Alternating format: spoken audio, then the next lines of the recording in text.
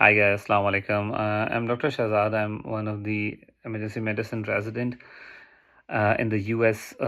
So I am here today to talk to you about emergency medicine match process in the US, how it works, and how is the match cycle.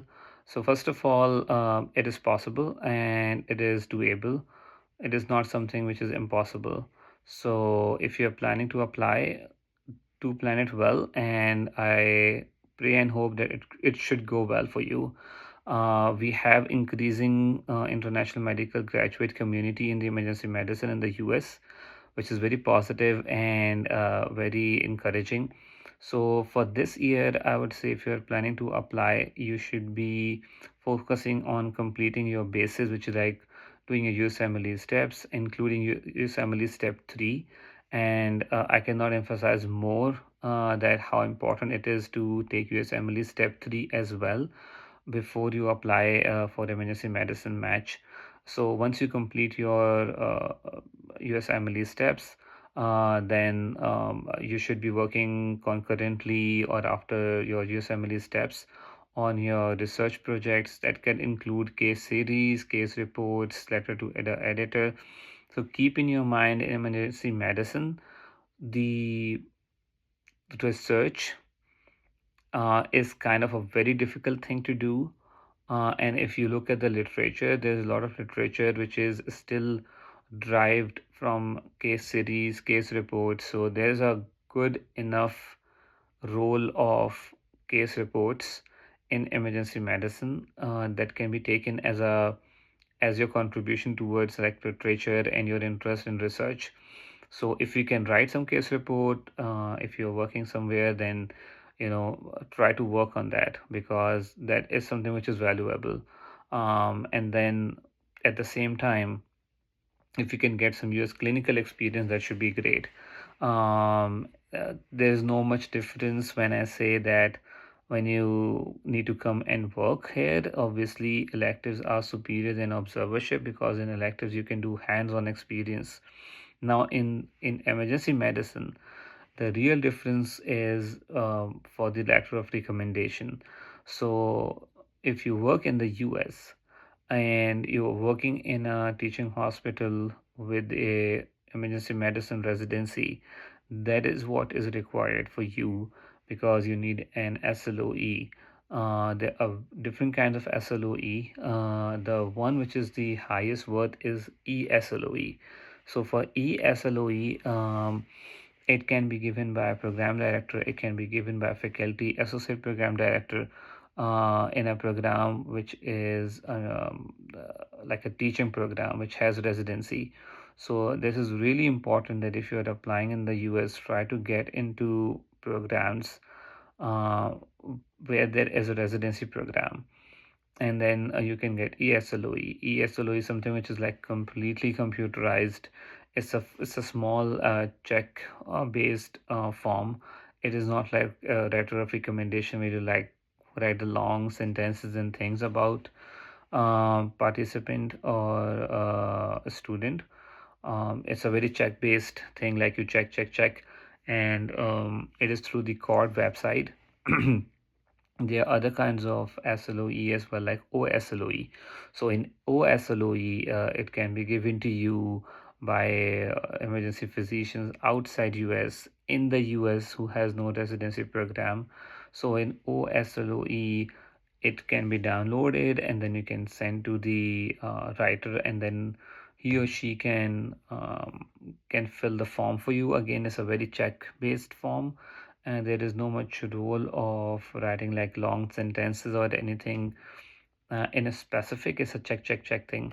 So if you can do that, obviously that should be great. And then when the time comes for buying the token, so as soon as you buy the token, you should be working on your program list.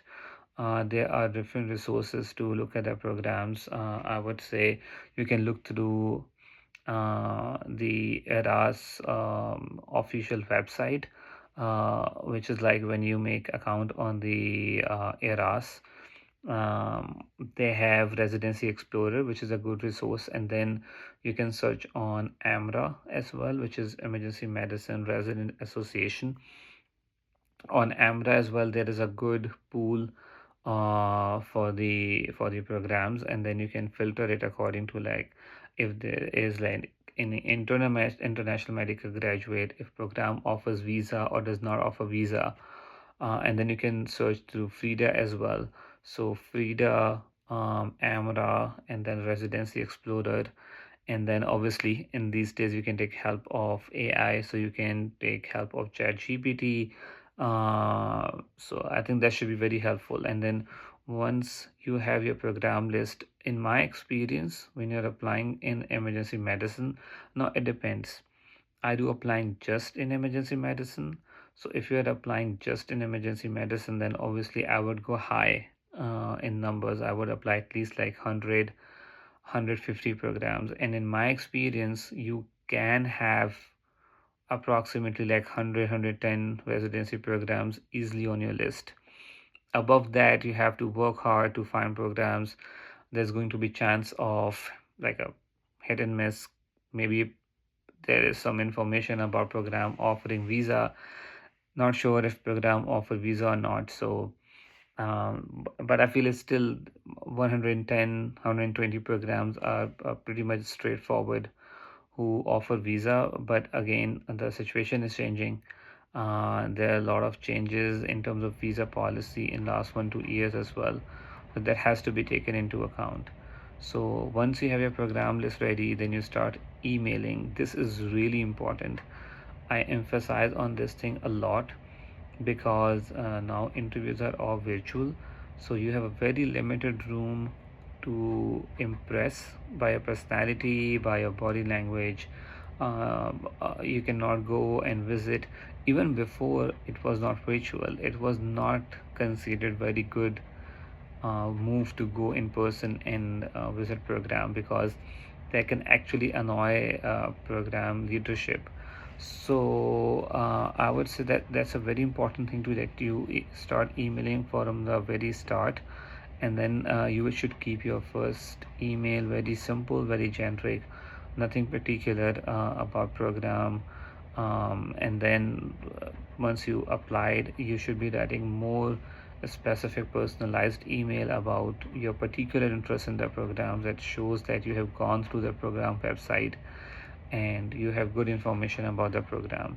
And then once holiday season is finishing up, you can write another email about like wishes, and then again mentioning something in particular about the program, something about your increasing or developing interest in that program. And then by the time you are in like February, you're about to finish the cycle, everyone is like wrapping up, that's a crunch time. But I would say after holidays, you should also mention in your email that you're very much interested to get any slot if there is any cancellation.